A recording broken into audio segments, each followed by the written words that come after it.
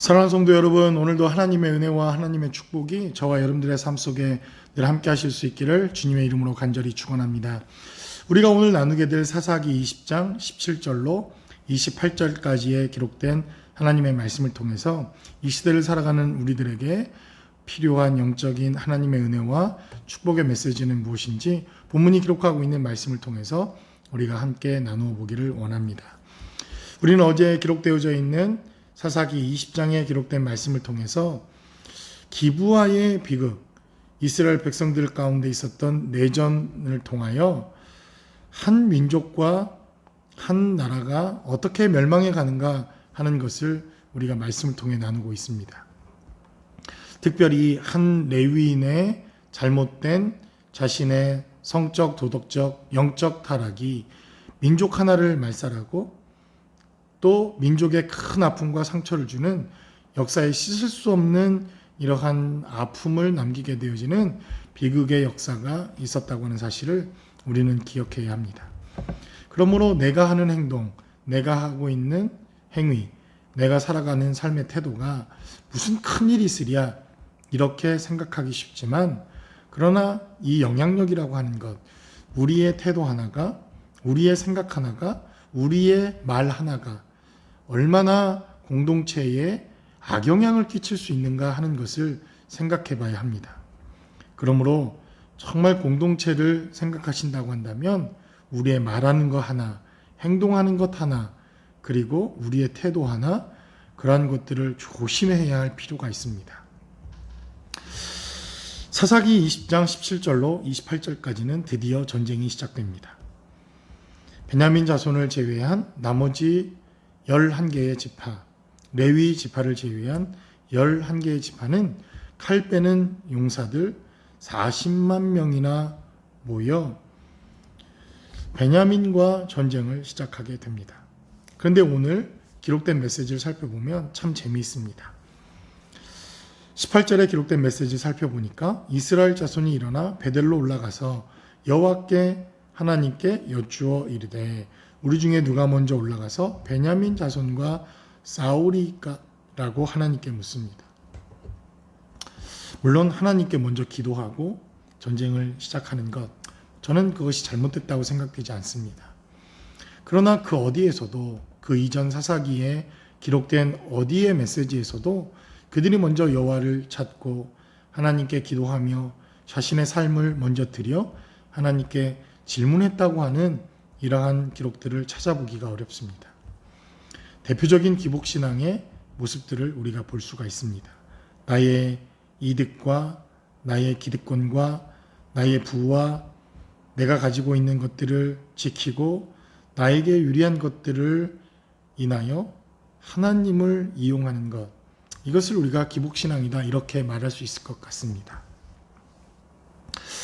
전쟁의 때에 전쟁을 위하여, 민족을 지키기 위하여 여호와께 묻고 하나님께 묻는다고 한다면 그것이 잘못된 것은 아닐 것입니다. 그러나 이제 형제를 치러가고 형제를 죽여야 하고 형제와 전쟁을 해야 하는 바로 이때에 그들은 하나님께 묻습니다. 근데 참 이상한 것은 하나님은 또 그것을 허락하셨다는 것입니다.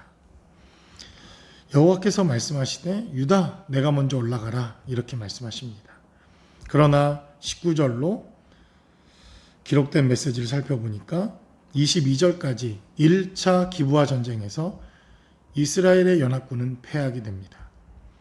베냐민이 이렇게 11지파와 전쟁을 맞서 싸울 수 있었던 이유, 어제 잠깐 말씀을 드렸듯이 창세기 49장과 50장까지 12지파에 대한 하나님의 예언된 야곱의 언약과 메시지가 기록되어져 있는데, 베냐민에 대해서는 저들은 용사라, 저들은 정말 물어뜯는 늑대와 같다, 이렇게 하나님의 예언이 기록되어져 있습니다.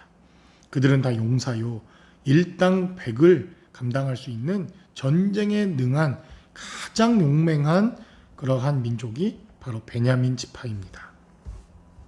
1차 전쟁에서 연합군을 물리쳤습니다. 그러니 베냐민은 얼마나 또 승승장구하고 그 마음이 교만해졌겠습니까? 23절에 기록된 메시지대로 연합군은 다시 여호와께 묻습니다. 하나님, 우리가 하나님께 기도했는데 이 결과가 무엇입니까? 우리가 다시 전쟁을 하리까 말이까? 이렇게 묻자 재차 하나님께서는 올라가라 이렇게 말씀하십니다. 24절에 기록된 메시지를 살펴보면 2차 전쟁에서도 그들은 또한 패하게 됩니다. 베냐민의 승리입니다.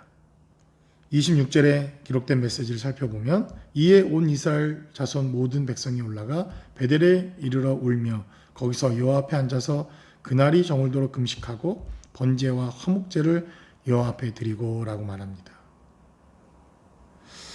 그리고 제 3차 전쟁이 시작되기 이전 이스라엘 백성들은 또 하나님께 묻습니다. 그리고 또 하나님이 응답하십니다. 근데 여러분 28절로부터 기록된 메시지를 살펴보면 18절 그리고 23절에 여호와께서 말씀하신 것과는 다른 하나님의 응답이 있습니다. 분명히 전쟁에 올라가라 이렇게 말씀하셨는데 28절에는 좀 다릅니다. 아론의 손자인 엘르아살의 아들 비느하스가 그 앞에 모시고 섰더라. 이스라엘 자손들이 여쭈기를 우리가 다시 나아가 내 형제 베냐민 자손과 싸우리까 말릴까 하니 여호와께서 이르시되 올라가라. 여기까지는 동일한데 18절과 23절에 없는 응답 하나가 28절에 첨가되는 것을 봅니다. 내일은 내가 그를 내 손에 넘겨주리라 하는지라 라고 성경은 기록합니다. 결국 18절과 23절에 하나님께서 이스라엘 백성들이 때를 쓰니까 응답을 하시고 올라가라 하시지만 하나님께서 승리에 대한 언약과 약속은 이스라엘의 연합군에게 허락하시지 않았다는 것입니다. 이 전쟁을 승리케 하시고 이 전쟁에 이기게 하시는 분, 그분은 바로 하나님이십니다. 전쟁이 어느 정도 무르익어가면 어쩌면 하나님은 베냐민이 돌이키고 이스라엘 백성들이 돌이키기를 원하셨는지도 모릅니다. 그러나 결국 두 번의 전쟁의 승리에도 불구하고 그 교만한 마음을 버리지 못했던 베냐민과 오히려 형제를 향한 원망과 불평과 불신이 더 팽배하게 되어진 11족속의 이스라엘 백성들의 모습을 통해서 하나님은 전쟁을 끝내시기로 마음을 먹습니다. 그리고 이제 올라가라, 내가 너희에게 이 전쟁에 승리하게 하리라 라고 하는 하나님의 최후의 언약의 역사가 오늘 본문 가운데 기록됩니다. 그러므로 여러분, 우리는 하나님께 기도하고 하나님의 응답이라고 말하는 것에 대하여 조심스럽게 말해야 할 필요가 있습니다. 제 주변에서도 하나님의 응답이라고 말하는 많은 사람들을 봅니다. 목회자들 가운데서도 그런 사람들을 봅니다. 분명히 아닌데도 불구하고 응답을 받았다고 말합니다. 하나님께서 이렇게 하라고 하셨다고 말합니다. 그런데 결과는요, 2달, 석 달이 지나서 자신들이 그렇게 응답이라고 말해놓은 그 일들을 행하지 않습니다. 엉뚱한 길을 가거나 엉뚱한 결과를 갖거나 그럼에도 끝까지 또 그들은 말합니다. 하나님이 다른 응답을 주셨다고.